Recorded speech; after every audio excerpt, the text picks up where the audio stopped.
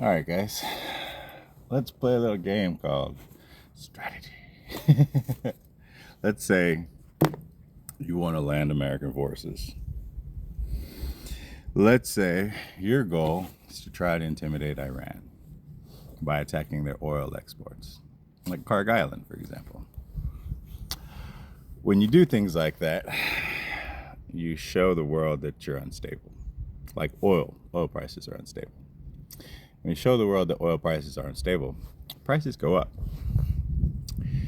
Now, anybody who's been following anything, or if you look at shipping, knows that Iran shipped a boatload of oil out in the beginning of the conflict and everything because they anticipated this. They knew if they closed the Strait of Hormuz, they're not going to be able to get ships out either. So let's say America sends 2,500 Marines and another 5,000 support troops or something, and they go and try to take the island because it's really easy to reinforce an island from air and sea because we have a lot of air and sea power. But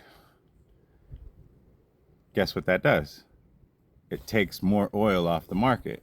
Even though Iran took a bunch of oil and put it on the market, they anticipated closing the Strait of Hormuz would remove that oil from the market. So they had already thought about this. So if we go and take their oil over, how did we change the situation?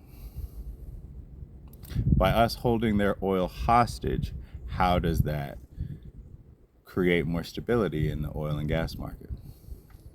How does that allow access to the Strait of Hormuz?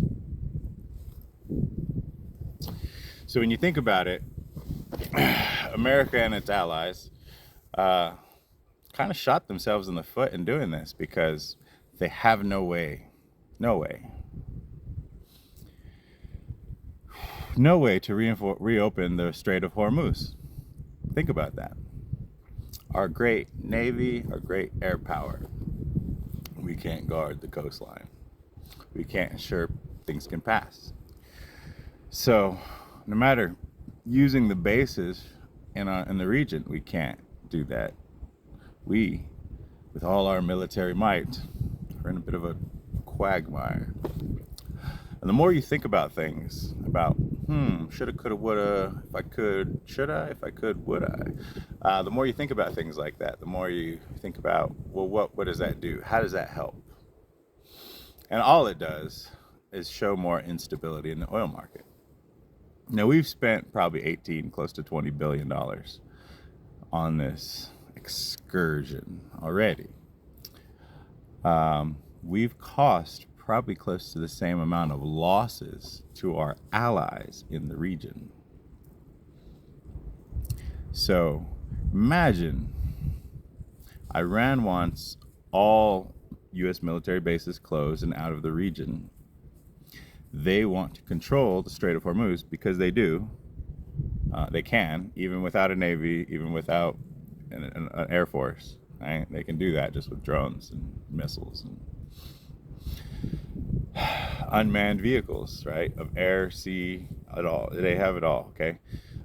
And now they've already made a deal with China, right?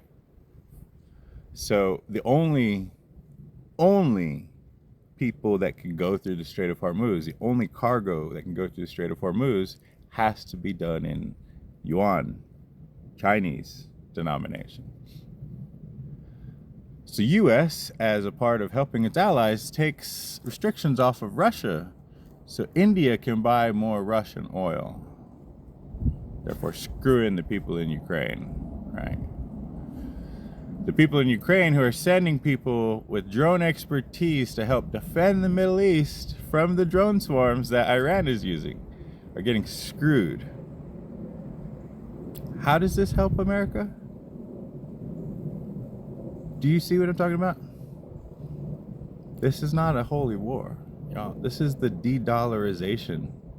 And this is BRICS taking over. And we just handed it on a platter. Yeah. Because you know what's the easiest thing for BRICS? To let America blow its economy on a long ground war that it can't win. I don't know who thought of this, but y'all be safe.